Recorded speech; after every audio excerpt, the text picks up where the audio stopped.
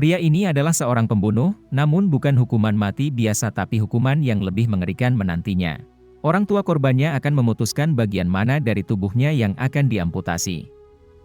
Karena revisi pemerintah terkait hukuman mati, para dokter bedah mendapat tugas yang penting di dalam penjara. Tugas utama mereka adalah mengikuti protokol medis agar para narapidana tidak menderita lebih setelah operasi.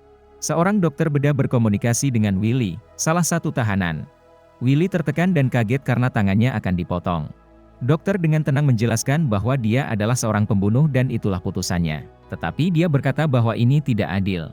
Menurutnya, meskipun dia membunuh gadis itu, dia tidak menyadari apa yang dia lakukan, dan semuanya terjadi karena obat-obatan dan minuman keras. Willy menambahkan dia tidak akan pernah membunuh orang yang tidak bersalah.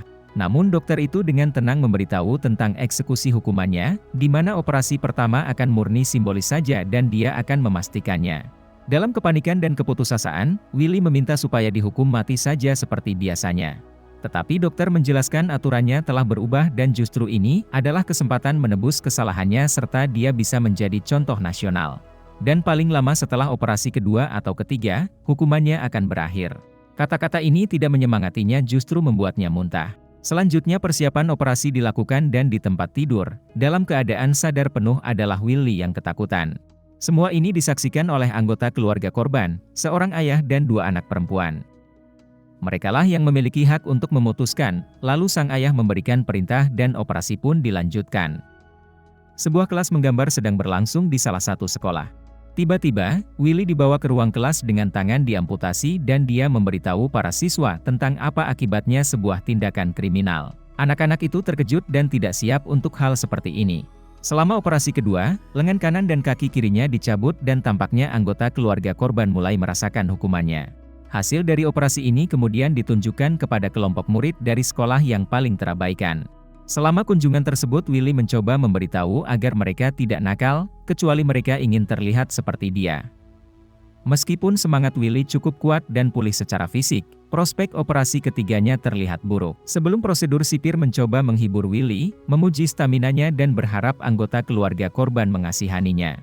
Saat di rumahnya, sipir mendengar siaran berita yang melaporkan protes terhadap bentuk hukuman yang terlalu brutal dan biadab bagi penjahat seperti Willy yang berusia 38 tahun, yang membunuh seorang siswi. Semuanya telah siap untuk operasi yang ketiga dan sang ayah dengan dingin memerintahkan untuk memulainya. Para ahli bedah dan pengawas saling memandang dengan kecewa dan selama operasi ini Willy kehilangan sebuah ginjal dan sebuah paru-paru. Terlihat hal ini memiliki nilai tambah tertentu, karena organ narapidana memberikan pendapatan tambahan untuk sistem penjara seperti ini. Selanjutnya di waktu luangnya Willy diperlihatkan video operasinya. Willy yang malang bercanda histeris, menanyakan apa yang akan mereka potong darinya di episode hari ini. 5 bulan kemudian Willy dijadwalkan menjalani operasi kelima di mana alat kelaminnya diangkat. Setelah hari itu dia tidak lagi menangis atau berbicara dengan siapapun. Waktu operasi terakhirnya, Willy kelihatan tanpa emosi.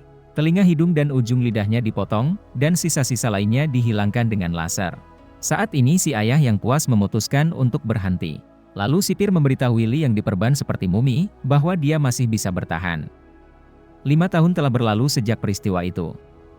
Kamar Willy terletak di sisi selatan lantai atas dan lampunya selalu menyala.